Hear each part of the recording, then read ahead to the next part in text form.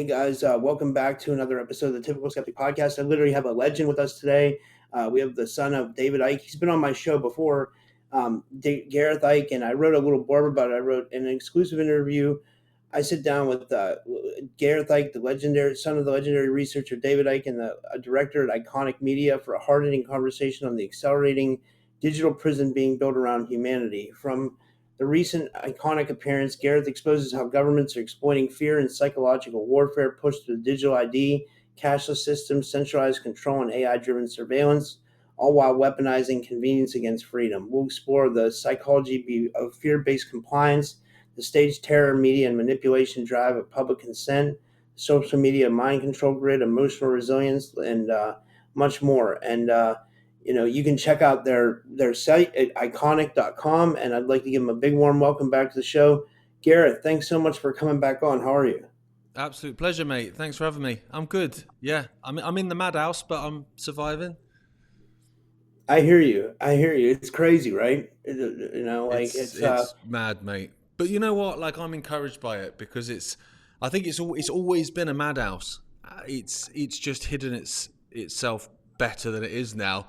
And so, when those of us were saying, you do realize we're living in a madhouse, people would look at you like you were the crazy one for pointing it out. Whereas now, I think you'd be hard pressed, mate, to walk down the street and stop anyone and who thinks that this place is normal and sane and not crazy right now.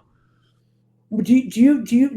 I know you're pretty spiritual. Do you buy into the whole prison planet? I mean, I know we're going to get into other stuff, but do you feel like this is somewhat of a prison planet? Do you think we're like put here against our will with some, or do you think Earth's more like a skull? I think we're manipulated to almost imprison ourselves. Psychologically, how we act, how we view the world, how we view ourselves. And that's something that I think starts really early, man. Like in school and stuff. Like if I'm thinking now, I mean, I'm getting on a bit, so I'm trying to remember my school days. But I don't think I was ever taught about myself or how to look inwards and to develop myself and what my role was in society and why I'm why I am what I am, where I am, whatever. These are conversations that just never took place at any level of schooling. It's always about the exterior and focusing on that. So I think we've almost built a prison for ourselves in that sense, and it seems at the moment at least to be a prison of convenience. Yeah. What's the most I can get for the most little amount of effort, and that's how they're selling digital ID. I mean, on the face of it, they're giving it that it will stop mass immigration. I don't think for 1 minute anyone actually believes that for a second. So it's used in a way of like, wouldn't it be great if you could just go boop well, actually, you wouldn't even need to do that, mate. Just facial recognition. You just walk into the store, stick a load of stuff in a bag, and then you walk out, and it's done. You don't need to do anything. That'd be great. And people think it's fantastic without realizing that, mate, what you're doing every time you do that and every time you accept the different levels of that as it gets worse, is it's just another bar on the prison wall, man. And it's annoying. It's frustrating. But to answer your question, I think we are in a prison of sorts, but I think we're creating it with our acquiescence and with our compliance with it. I don't think it has to be like that. I don't think the world has to be the way it is. What is for the people that don't know? Like, what are they trying to do with the digital ID, and like, how far do you think we are from the rollout of that? Like, from actually seeing that? Well, if you believe the government, then imminently, they've made their very stern announcement of let me be clear, and then he does that with his hands because they love doing that. Let me be clear. You will not be able to work in this country or do X, Y, and Z without a digital ID.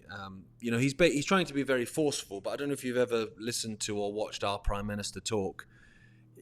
This dude is not an alpha, right? So when he's trying to play the big man, it's actually quite embarrassing to watch. Now, not for 1 minute are the British public going to accept that. They won't. They won't have it, and I don't think it would get through Parliament either. And I think he knows that. I think the only way they're going to get this through is through emergency legislation, which is a concern because, they did the same with the Coronavirus Act. The Coronavirus Act would never have got through Parliament if it had been scrutinised and had gone through its different readings and questions had been asked and stuff like that. But what happened, because it was a state of emergency, is all the politicians just just signed off on it, and then it went through, and then obviously all the draconian impositions were imposed on the British public, and then I think some of those politicians went, I should probably read that. Actually, it was too late, mate. You signed off on it, because it kind of got hurried through in about 2 days or something ridiculous, when normally these things take weeks and months. I think they'll try and do the same with digital ID. They'll try and create a panic. We've already had one incident at a synagogue in Manchester, where two members of the Jewish population in Manchester were killed by a guy who they're saying is a Syrian immigrant. And so I think, they're probably going to try and up those sort of events so that they can then come back with, see, this is why we need digital ID. We need to know where all these people are. We need to know what they're planning and stuff like that. And that's my concern, really, to be honest, mate, is that they'll start targeting people more often, and probably target children, because nothing gets people more angry and into a state of emotion and fight or flight than when you target kids, right? Most grown-ups can kind of take a few slaps to the face, but if you see a kid getting slapped, you're going. And so I think that's my concern at the minute. I don't have a concern that they can get digital ID through Parliament, because I don't think it will happen, and actually no one will comply with it anyway. But were they to try and create a situation that people are terrified into accepting it, that's something that I wouldn't put past them. In fact, I'd be shocked if they don't do it. And one of the big topics is the immigration thing. That seems to be a big thing, especially like in your country, Canada, Australia. A lot of people think that there's like this like Islamization of like the Europe. Like, what do you think is going on with that? Do you think it's a psyop, or do you think it's an agenda, or what? I think it's an agenda, mate. I think it's an agenda. I think this goes way back. I mean, even if you just, to try and put a few puzzle pieces in, the guy really that opened the borders in the United Kingdom was Tony Blair when he was Prime Minister of England. He, at the time of being Prime Minister of England in the mid-90s, was pushing for ID cards. He wanted ID cards, and people said no to him. They don't want it. He then, opens the borders, and at the same time supports George W. Bush in the destruction of the Middle East, which sends refugees all across Europe and into the UK through his open borders. Now that massive influx of people has changed demographics. It has done, and it has increased the number of Muslims and the number of mosques and all the rest of it in the United Kingdom.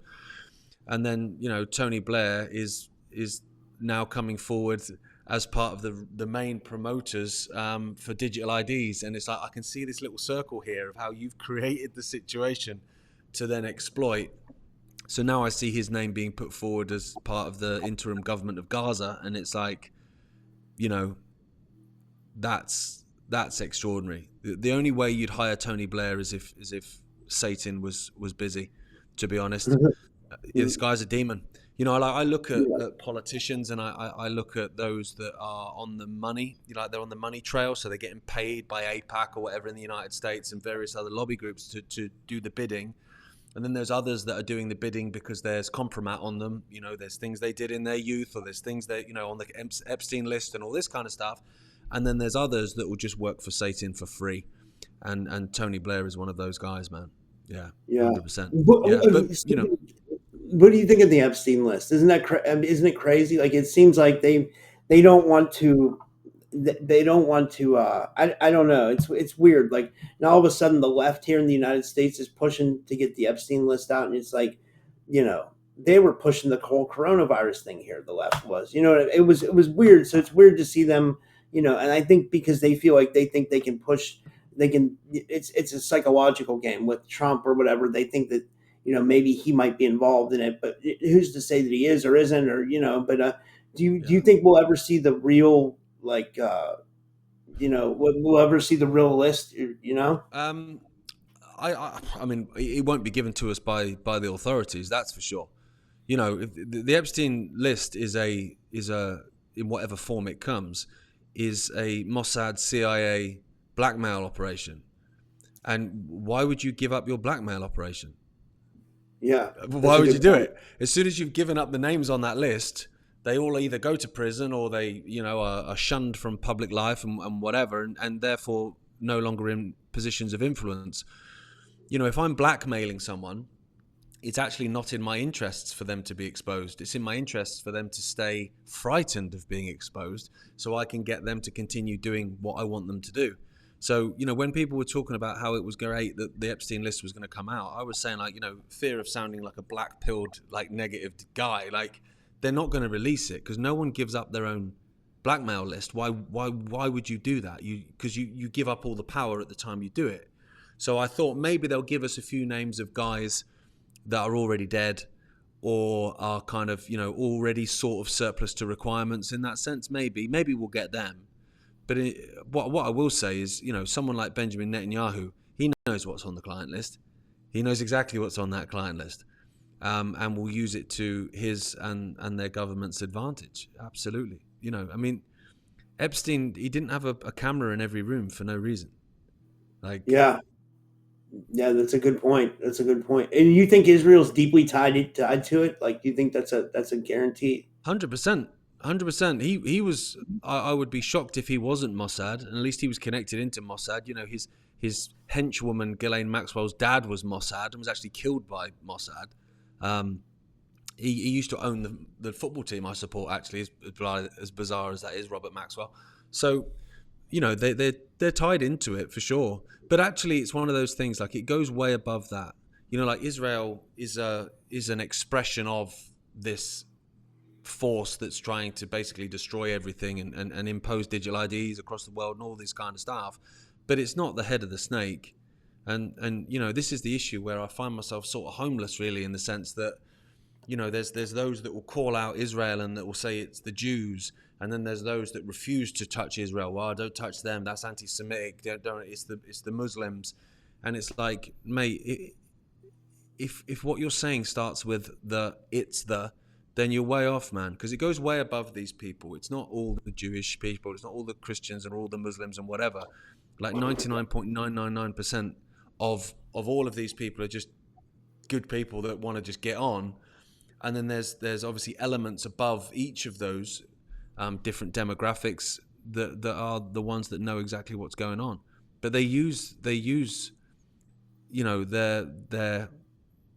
groups or the groups that they're perceived to represent as shields, really. So that's why if you want to call out certain things within Islam, that's Islamophobia. Well, I'm not allowed a conversation then. And if you say anything against Israel or call out, say, a Jewish person for something, that's anti-Semitic. And so they use these people as shields to protect themselves. But I think these forces are in everything. It's much bigger than that. I mean, it'd be a lot simpler if it was just one demographic that was destroying everything, but it ain't that simple. Yeah, I agree. Do you think that terror events and health emergencies are being used as psychological tools or Psyops to kind of justify the rollout of the digital ID and stuff like that? 100%. And I would suggest that they're not all just being exploited, but are actually being created by and created for that end. Do I believe that every terrorist attack is carried out by the government? No, not at all. I've met people before and had conversations with people, and I've walked away going, mate, that dude is an extremist. That guy's a maniac. That I wouldn't be shocked if they were, on the front page of the news the next day. So there are crazy people out there, and these things exist. But I also think, the number of these so-called terrorists that seem to just be known to the security forces and all that kind of stuff is quite telling. Because you don't necessarily have to carry out an act for an act to happen. So take October 7th, for instance. They had so many warnings of what was coming, so you just let it happen then. That's not to say that Hamas doesn't do it and hasn't done horrific things, but you can allow it to happen. It can, it can be the same with an assassination of a president or something. You don't have to assassinate the president if you have the ability to take away the president's security, and then it's just going to happen at some point. Do you know what I mean? And I guess it's the same. If you've got information on a terror plot, right, this is what they're planning to do. Okay, well, I can foil it, I can stop it, or I can maybe just let that one slide, and I'll just let that one happen. And then when that happens, then I can bring this in on the back of it. Let's do that. and so that sort of thing, I think, goes on more often than we'd probably like to admit, really, to be honest. That's a good point. And fear plays a huge role probably in like mass compliance, right? I mean, it seems like Completely. yeah, sorry, yeah. No, it does. Fear is the currency of all of it, mate. Without that, if you take away fear, what was COVID? Nothing. Nothing happened. It Yeah. was fear that made people act in bizarre ways that they don't want to talk about now. Those people that oh, he's still talking about it. Oh yeah, I understand why you don't want to talk about it, because you turned into a little Nazi. So you don't want to talk about that because you don't want to admit the person that you became. But yeah, fear creates monsters, actually, in a lot of ways. And that's my concern, like I said at the start, like in terms of this digital ID thing. Because if they try and introduce digital ID now, it's not going through. It's not happening. It will just be batted away. It's something that's actually aligned a lot of people that would normally be bickering and would disagree politically or religiously or whatever, but we're all aligned on this. So what you need to do then is create more division. Because if people unite, like, the game's over. It's that simple. So they can't allow that. So they create these divisions between, in Britain, particularly between Christians and Muslims. They're trying to create this divide between those two. Because if people are divided, they're fighting each other and they're not fighting the common enemy, those people above them. Do you know what I mean? So that's what I'm concerned about at the minute, is that they're going to try and use that fear. They're going to have sort of terrorist attacks or whatever. And even if they don't have to have them, they can just claim to have foiled something that was going to do this and that. I mean, there's been talk over the last weeks or a couple of weeks, like Laura Loomer keeps saying how she's got inside information. I can't tell you who told me this, but ISIS is going to do X, Y, and Z. It's going to be worse than 9/11. They're just putting that stuff out there all the time to create fear, so that people will just go, yeah, okay, fine. I don't want this, but if it's going to... Remember during COVID, if it just saves one life, you have that attitude that people will have. I don't want this, but okay, fine, because it's for the greater good, or because it will save the kids, or whatever. None of which is true.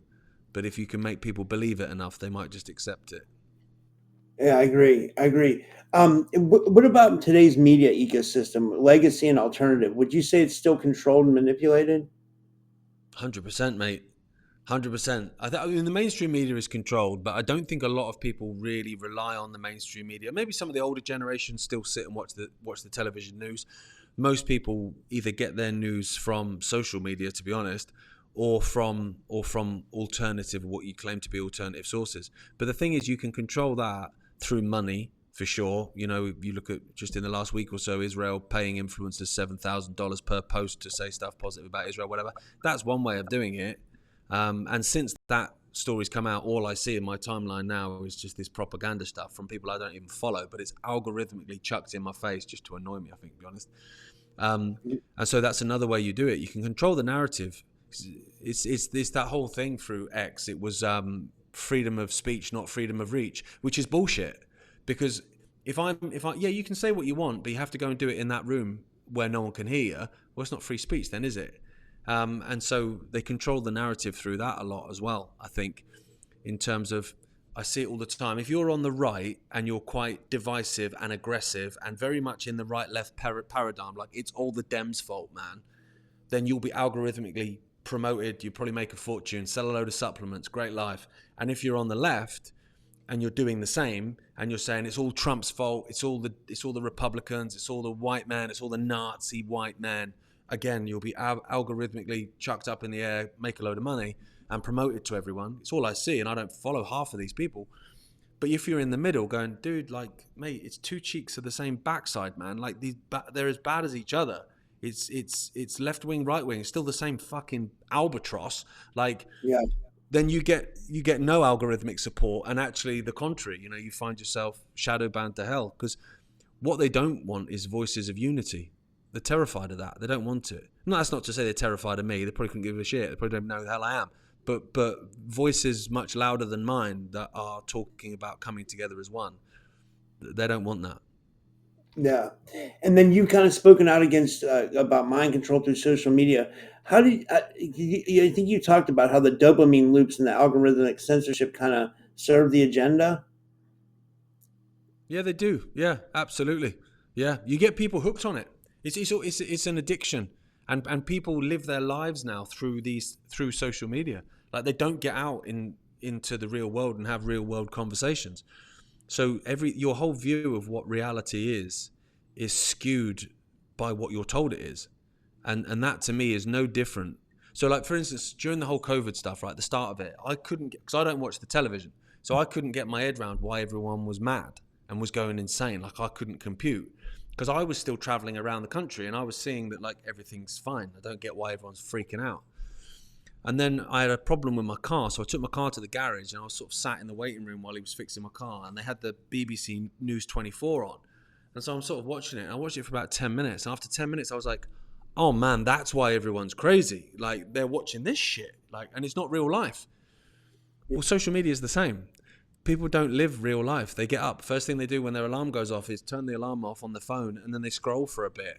And the last thing they do when they go to bed is scroll for a bit, and then they set their alarm and they go sleep. You know, that's a lot of people now. So they're just getting fed this version of the world, which actually, when you step out and have real conversations with real human beings that aren't through a technological conduit, it's very different, man. It's very different. Yeah, I agree. I agree. And it seemed like the whole COVID thing was like a mass manipulation, like psychological operation. You know, the more that It you was. look into it, like I tested. I mean, we could talk about this because we're on Rumble. Like I tested positive for COVID, but like I don't even know what it was. You know what I mean? It just seemed to me like it was like a flu, like or like a respiratory infection. You know, I mean that's all it was. It wasn't like it wasn't bad, you know. I mean, as far as like for what I experienced, you know, and maybe some people had it way worse, but you know, like it wasn't very, you know. I mean, what do you think we were dealing with there? What do you have an idea? What do you think like it was? Do you think it was like a flu that was like propped up to be something more than what it was, or something like Yeah, that? I just think it was a redesignation of lots of other stuff. Like I was talking to people who were saying to me, you know, oh mate, I felt so rough. I'm like, yeah, you did last year too. Like it's that time of year when people were like feeling like shit. They're like, oh, I wasn't feeling like crap in the summer. I'm like, mate, you had the summer flu shit like 2 years ago. You were whinging that you'd ruined your holiday because you were ill the whole time. Like, where's this memory hole thing gone? Where suddenly people didn't get ill before 2020. Like kids didn't have snotty noses before 2020. So mate, they freaking did, and they were sneezing all over each other, and it was always the same. Like I would, you know, kids were always plague rats, like long before 2020. But suddenly it sort of became like this is this new thing where people get ill, and you're like, what? But then people would forget the realities of it. When people say, oh, you know, but people are dying. It's like people die. Like every day, people die, and they would designate deaths. You know, I remember there was one particular county in Colorado that I think it was like 2 out of 5 COVID deaths had gunshot wounds. What? I mean, there was one in the UK where a guy died of COVID having fallen 12 foot off a ladder. I don't think it's COVID that got him. I think it's the caved in head. And but people just went along with stuff like, yeah, no, it's that, yeah, but it's just mad. And then Putin went into Ukraine, and suddenly the respiratory disease it just was cured, which is mad because if Yeah. I'd have known, I'd have asked Putin to go in earlier, just to finish it earlier. Do you know what I mean? But it's mad because they just move on to the next thing. And suddenly, oh no, we're not. Oh no, we're not. That's not done anymore. We're not talking about that now. We're talking about this now. It's mad, mate. But at the moment, like normally, what they would do is they would focus on one thing. Now it's multiple things at the same time, just being thrown at everyone. And I think that's intentional as well to create like almost a point where people just go, I can't deal with this. You know, if you're having a conversation with someone and then someone starts talking to you, that's quite annoying, but you can probably kind of hear a little bit, carry on talking and go, sorry mate, yeah, I'll have a pint, cheers mate, yeah, and then carry on. But imagine you got 5 or 6 or 7 people talking to you at the same time. In the end, you are literally going to go, everyone shut up, like I can't.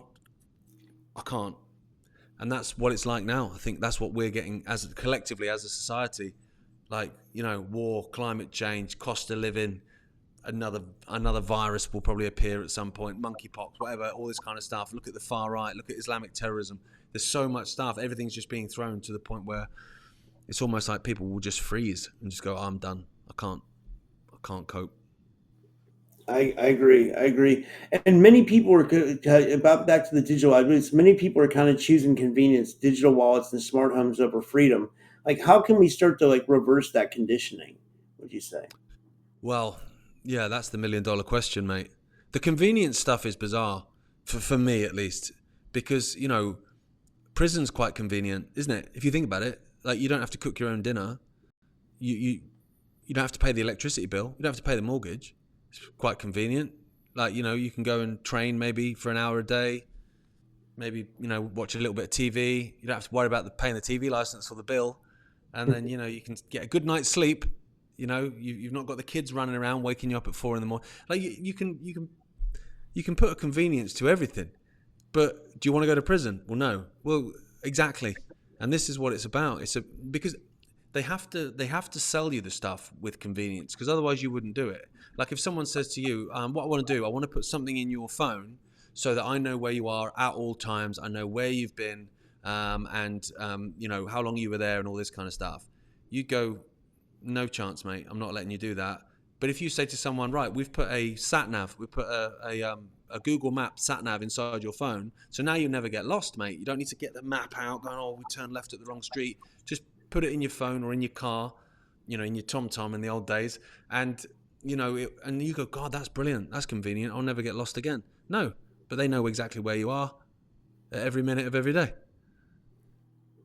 Yeah, and that's what it seems like they're trying to do. So people are 100% tracked, and Yeah, I mean we're already with our phones, right? It's already like if you have your phone on you, it's basically like a tracking system, right? that's exactly what it is. Yeah, and the same with freaking Alexas and all this thing. It's like, oh, it's so much easier just to shout, Alexa, play bloody, Idlewild or whatever. Why is that so much easier?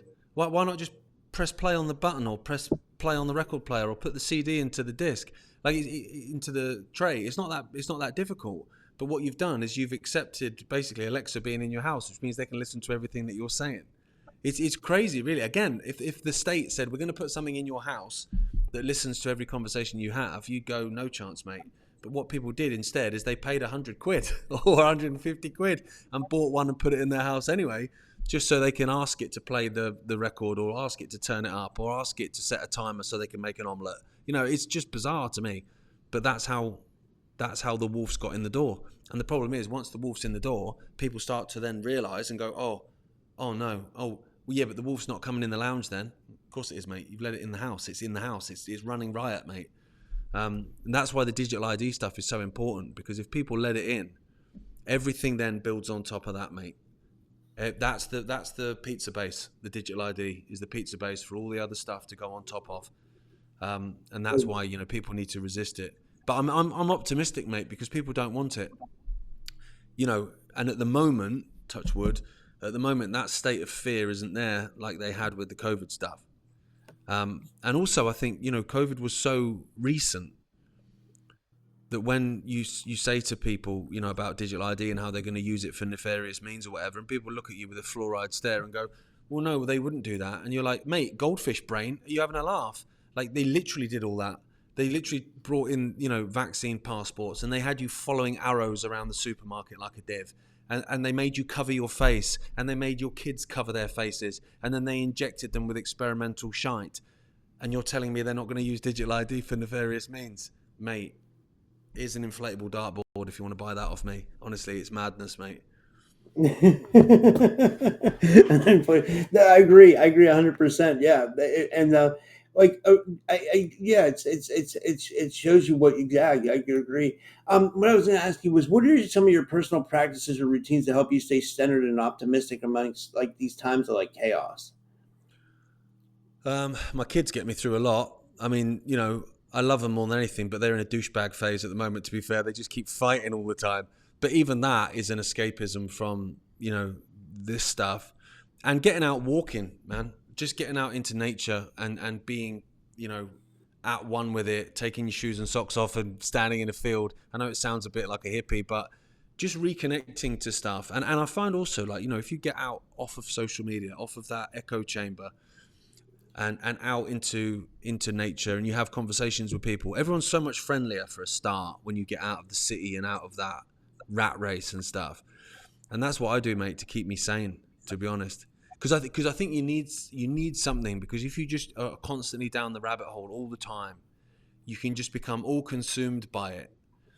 And then you kind of become useless, really. Like, I remember my dad saying to me years ago, actually, about, you need to find a balance between trying to find out what's going on in the world, trying to make the world better, and finding out how Derby County Football Club got on at the weekend, which I stopped doing because Derby County lose most weekends. And so actually that was even more depressing for me. So, but you get the point of actually just having something that's, slightly different. So for me, like I love hockey. I still play hockey. I love the New York Rangers despite the fact that they're pretty shite as well.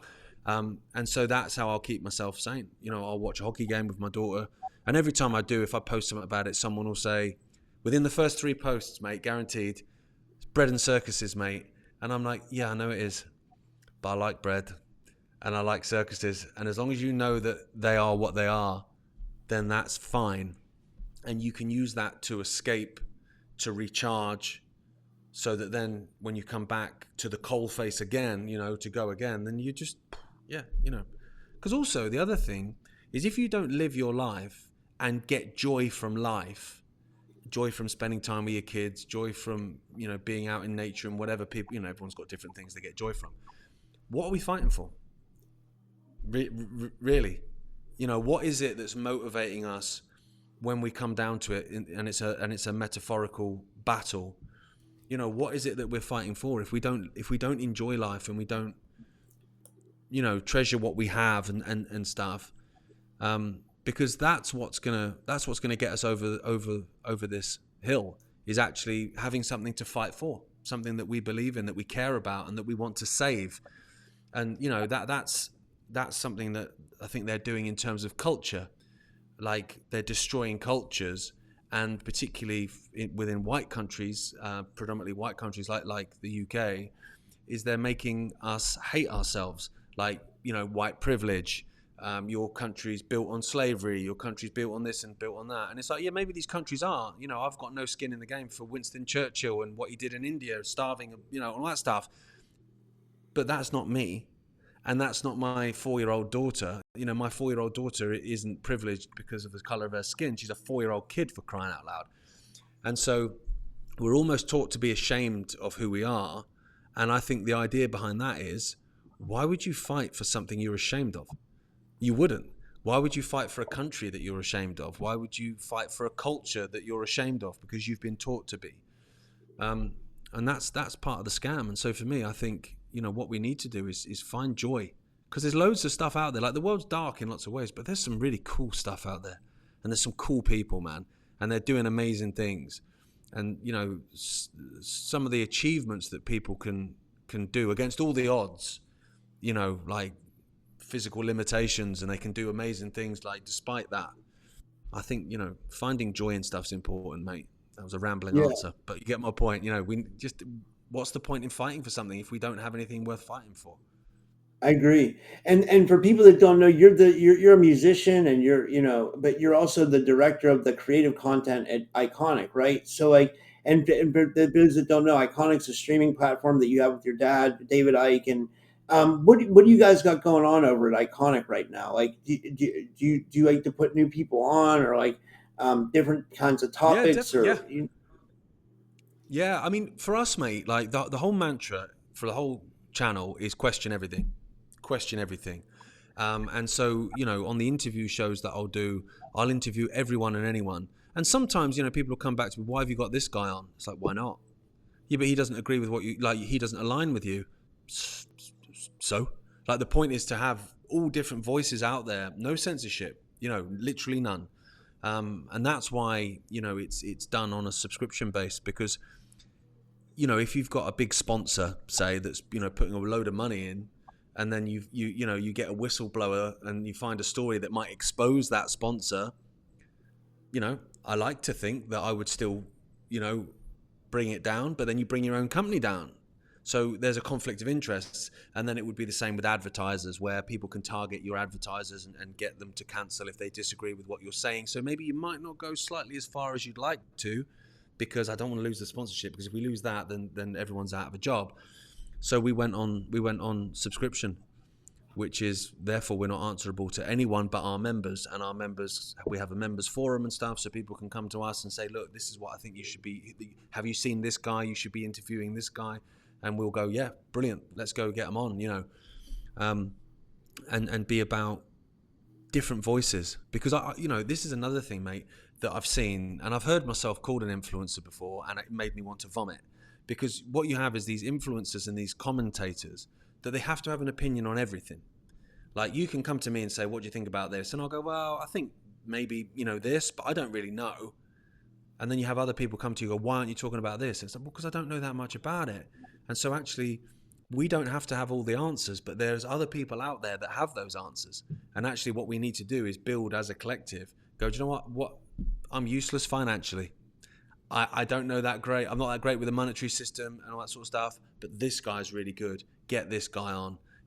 I'm not so great with a homestead. I don't have a homestead. This lady and her husband have a homestead. They're great. Get them on, And so we have loads of different voices of people that know better, as opposed to, a lot of the stuff like, say, like the Daily Wire, for instance, like, people might enjoy that, but it is essentially 4 or 5 people just saying, this is what's going on.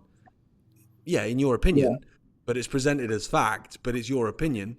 I'd like to hear from people that are maybe have more experience in that realm, And so that's what we try and do here. So you can go onto Ickonic, you can watch shows about, spiritual stuff and previous life, memories and whatever. But then you can also see, like, cutting edge, nitty gritty current affairs, exposing stuff, so it's a bit of everything, really, mate. Yeah, I agree. Yeah, that's cool. That's really cool. And you're a musician as well too. Like, what do you like to play the most? And like, what I saw some of your music's on Bandcamp and Spotify and stuff like that. Like, what's your favorite kind of music to play? And like, do you write about conspiracy? Or are you like, would you consider yourself a lyricist? And like, do you like to write about conspiracy topics, or do you just do like spiritual music, or is it just like regular rock, or like? To be honest, mate, I probably play 3 gigs a year now at freedom festivals, and that's it. I toured for years. I used to do 6 weeks on, 2 weeks off, and I did that for about 5 years in a punk rock band. We traveled in the Midwest of America and France and stuff, and it was cool. Like, but now, I see the world differently now. The idea of being away from my family and being in a tour bus for weeks on end, I couldn't think of anything worse, to be honest. So what I was doing just pre the whole COVID stuff, which I heard referred to as BC before COVID, I quite like that. Yeah, so in the BC era, I was working for the Arts Council, and I loved it. I mean, I guess it's attached to government, but very loosely, because they just don't do anything to help fund it anyway. But we were basically building these art projects where we were going in to quite like impoverished areas around the Midlands of England, and taking music to these people and helping them in terms of songwriting and all that kind of stuff. Because, like, if your mum and dad are struggling to pay the mortgage and you're not getting cello lessons, do you know what I mean? Like that, there's just no money for anything like that. So we were taking music to these people, and mate, I was loving it. And then when all the COVID nonsense happened, obviously it shut down. And then when stuff reopened, there's no funding now. So that was dead. And so the idea of going back to the slog, I just didn't feel it anymore, to be honest, mate. So I do, 2 or 3 freedom festivals a year, playing tunes. I would say, a lyricist, but I tend to work in metaphors and analogies like I always have done. So listening to a song might, it won't necessarily start talking about, the Matrix and George Soros and whatever else. But, there tends to be little analogies in there and metaphors for certain things. But I think you and I talked about this last time. I was into punk rock growing up too. I always used to love like a lot of underground music, like punk rock and hip hop, and and like it's funny, like what I saw during like COVID was crazy. It was like a lot of the people that I thought here. I live in Pittsburgh, Pennsylvania. A lot of the people I thought were like punk rock growing up, or they were like the first to buy into the COVID agenda, or like the vax and stuff like that. You know what I mean? And I was like, this wasn't punk rock. Punk rock was, we were supposed to always be against the system. You know what I mean? Did you kind of feel the same Exactly. way about that, some of that? Mate, it was exactly the same. And bizarrely, it was the same with the anti-war movement as well, which I was in. When the anti-war movement knew that the military-industrial complex was all powerful. You had all these lobby groups, big pharma even coming into that as well. All the governments were aligned. It was a uni party, all this kind of stuff. And so when the COVID stuff happened, I basically turned around and went, right, boys, you've all fucked off. They'd all bought it, mate. And the same with my musician friends. Not all of them, but most had bought into it. And it's funny because I used to have 3 groups of friends, basically. So I'd have like my, I guess, conspiratorial friends. So like someone like yourself, we'd sit down in a pub and we'd talk politics or whatever. And then I'd have like my football mates. We'd go to the football together. We'd chat football. But you didn't really talk about political or spiritual, certainly not stuff, because it would be like, fucking hell, Ike's off on one again. Like, you just wouldn't. And then you had your music friends, which again, it was more muso chat, little bit of politics, but not much. And then what happened is when all that COVID stuff hit, like the football lot were the ones that were going, here, mate, have you seen this? Like, this is mad, man. And I was going, yeah. And the punk rock types were calling me a granny killer, were just saying like, he's fucking killing people. I used to, and this is people I played in bands with for years, like people that I went to school with going way back, that are suddenly like, I've not spoke to since and have not spoke to me because I was killing grandma. I mean, I don't know which grandma I killed. No one's given me a name yet, but apparently I've got bodies like, fucking piled up. But it was weird, mate. Yeah, I had the same experience. And I was gutted. Like, I'll be honest with you, like I grew up as a massive Nirvana fan, but I never really liked Dave Grohl anyway. I don't know why. I always just found him annoying. So I wasn't overly gutted with the Dave Grohl thing. But seeing like Eddie Vedder, pushing the vax and stuff, I was like, fucking man. Never meet your heroes, mate. Because I was an early 90s grunge kid, Me too. Yeah. I wonder. It makes me wonder if there's people like someone got paid to like push that agenda, or like. Yeah. Yeah, there's definitely that going on. But then I think also, how much more money do these people need? I mean, they're all multi-millionaires, aren't they? I always think that, like, when you get to a point of, because people say, Bill Gates is doing it for the money. Bill Gates ain't doing shit for the money.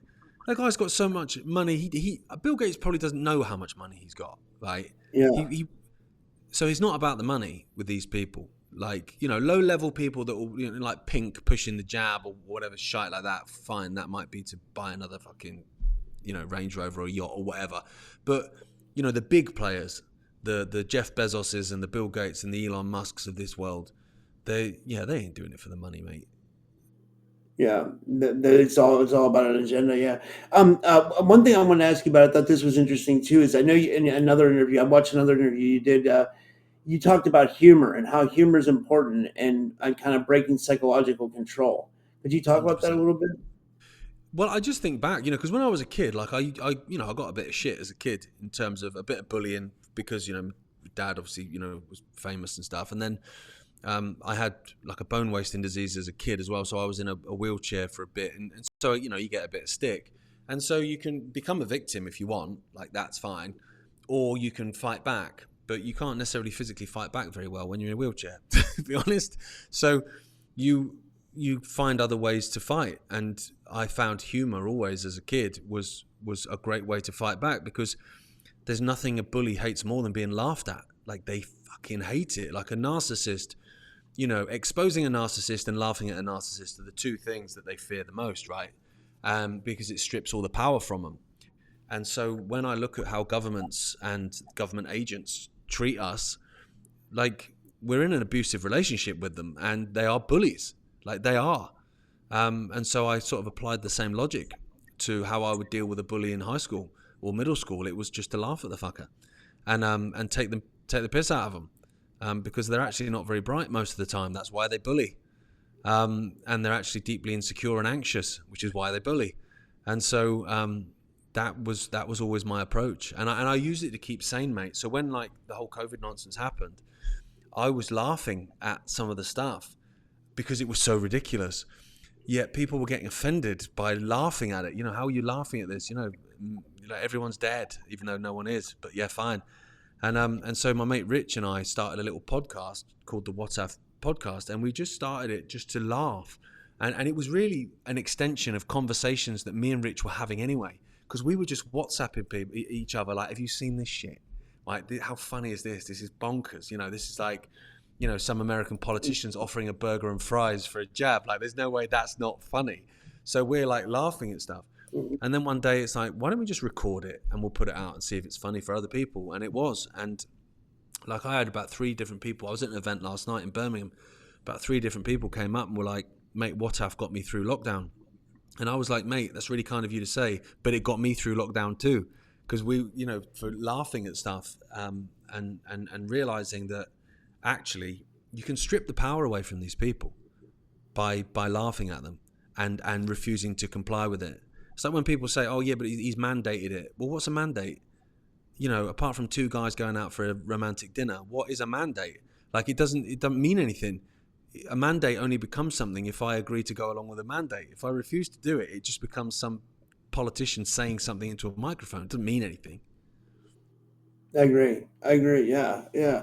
And then when go back to the digital IDs, the last on this, what steps can people do take to like safeguard their privacy, data, and autonomy nowadays? Like with all this that's going on with the digital ID stuff. Well, that's an interesting one, actually. This is one I'm not that techie, to be honest, mate. So I've had a few meetings with a guy called Eric and Glenn Mader. They're part of something called the Privacy Academy.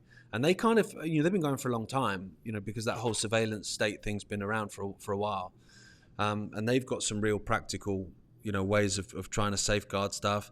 I mean, there's different computers that you can buy now, I think, that are set up in different ways. And people can use, I hear people, say they use VPNs and stuff. And then you look at, well, who owns the VPNs? I think the major VPN operators are owned by Israeli companies. So you go, okay, right, well, that's another question then. So I think most of the best thing that we can do really is use cash for a start, but be less digital. I mean, it has its place. Like, I'm not anti-tech. Like, we're talking like this across the world. Like, that's amazing. It has its place, but in terms of it ruling everything and being everything that you're dependent on, that's not a good thing. So I think as much as you can come off of it and go back into reality is important. And another thing as well, I was talking to a guy called Neil Oliver the other day, and he was saying he was talking to some very wealthy, like, investor type guys. And he was saying to them, what should I do? Should I invest in gold, silver? Like, if everything goes to shit, like, what should I be investing in? And he said that every single one of them, to a man, said that he should be investing in relationships. Real human relationships. Become friends with your local farmer. Become friends with the guy that is the odd job man that can fix your roof if you get a leak. And everyone brings something to the table, and real relationships. Because actually, if shit goes down, like the financial system crashes, which I'm surprised they've not already done that again. That will come down. The internet will come down. The censorship on the internet and what you can and can't see, what you're blocked from seeing algorithmically. TikTok's just basically been bought by Israel. Like, all these things are happening. That actually what you're going to rely on is the relationship between you and the guy that's a foot away from you. That actually that's part of it. So that would be my advice.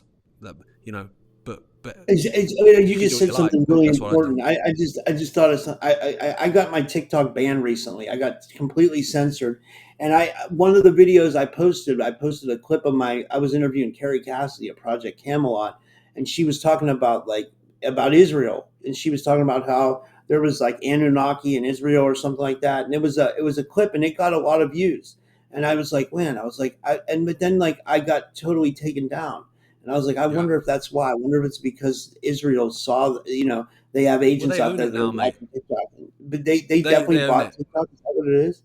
Yeah, they own it. And you can't, when you say stuff to people go, oh, fucking anti-Semitic, blah, blah. But it's like, well, no, but, Benjamin Netanyahu was literally on film last week talking about the fact that the purchase of TikTok is the most important thing for Israel right now. So there's your evidence. And the guy that's taken over, Larry Ellison, is a guy that gave $16.6 million to the IDF, right? So it's not a conspiracy, mate.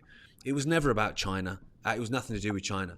But what I will say, though, is I don't think it's about stopping the exposure of what's happened in Gaza for the last couple of years, because that horse is bolted. Like, we've already seen it. So why would they look to take over to control the narrative which is already out there? Like, we've already seen it, mate. Like, we've seen the pictures, we've seen the videos of what's happened. So I think it's for the future. I think obviously what they're planning for Gaza, like this peace deal, is obviously absolute nonsense. They want Gaza and they want the West Bank. So there's that. And then, they want half of Syria, and they want Jordan, and they want Lebanon. This is all part of the Greater Israel Project. And I think they want more escalation with Iran as well. So I think what this is about, this purchase, is about getting ahead of that. So actually getting your censorship in early. So rather than it happen, everyone go mad on social media and then try and claw back the narrative, actually just own it from the beginning. That's my take on it. That's what I think that's about. It's about what's coming tomorrow, not about what's been. That's a good point. Yeah. Well, this was amazing, man. I know you're a really busy person. I was going to say, how can people follow your work and support Ickonic and all that stuff? And thanks for doing this. This was awesome. Oh, mate, it's absolute pleasure. I'm sorry I can't go longer. I've got to go pick up my kids. So it's like, I'm trying to find that balance. So you were talking about balance earlier. Like, I'm all in on this, but then I don't want to be someone that's all in on this, but then neglects my kids. Do you know what I mean? So I'm like, no, I'm being there to pick them up. I'm doing this, I'm doing that, and then everything will just fit around it, which means now I end up doing stuff like late at night. I've got the laptop out working late at night because it's like, no, I'm going to do, bedtime and drop off and whatever. But yeah, if you go to Ickonic.com, ICKONIC.com, it's $1.99 to subscribe for the first month, and then it's $7.99 after that. So it's the cheapest of them all. We're making a point of trying to keep it as cheap as possible. Because we don't have shareholders and stuff, like, no one's trying to make money. We're just trying to be able to create the content and get as much information to people as possible. The reason we've got our own platform is because 2020, basically, when that happened, our Vimeos were deleted, our YouTubes were deleted, our Twitters were cancelled, our Facebooks were deleted, our PayPals were deleted. Like, they deleted everything. And then it was like, well, we need to build our own network, then our own total bespoke thing it's got its own servers and everything, so that when they come in with a censorship arm again, then we're actually still going. But for now, I'm also on X, just Gareth Icke on X, and I always say for now because I don't trust Elon Musk and I don't trust his pro free speech, so I don't trust myself to get nuked at some point, but that's fine. Is what it is. I agree 100%. Well, thanks, man. This was awesome, and I'd love to have you back again. And keep fighting the good fight, man. And I always enjoyed talking to you. Thank you. Yeah, it's great, mate. Appreciate it. All right, and that was Gareth Icke, guys. And we're gonna do one ad, so just don't leave yet, guys, because I got to do these ads for Rumble. It's just one ad. I didn't want to do it during the interview because I didn't want to mess up the interviews, but. If you haven't already, make sure you download the Rumble app. It's free, simple to use, and the best way to stay connected with all the content you want. Once you've got it, search for any channel and hit follow. That way you'll get a notification every time I go live. No missed shows, no extra steps. And also, guys, get Rumble Premium too. It's worth it. You'll get no ads. And I'm going to be starting to do a lot more shows on Rumble. You definitely want to get Rumble Premium, and you definitely want to get the Rumble app. There's two things you want to get. So download the Rumble app and then sign up for Rumble Premium today. And, if you do it under a typical Skeptic podcast video, I get a little bit of credit for it. So, I think it's $10 a month for Rumble Premium. You know what I mean? So you can't lose with that. So download two different things. Download the Rumble app and Rumble Premium. And guys, that's it for today. I don't think I have any other interviews today. I got to take care of some personal stuff, and I got to do some, like errands and stuff like that. So, but I might do a call-in show later tonight. So if you're watching this right now and you're wondering about will there be a show tonight, maybe we'll do a call-in show tonight around 9 or 10 p.m. Eastern. We'll do like a late night call-in show. So yeah, and and then tomorrow is let me see who's on schedule. Matthew Mornian is on tomorrow, so it'll be a good day tomorrow. So, all right, guys, have a good day, and I will see everyone later. And thank you, everybody, for tuning in.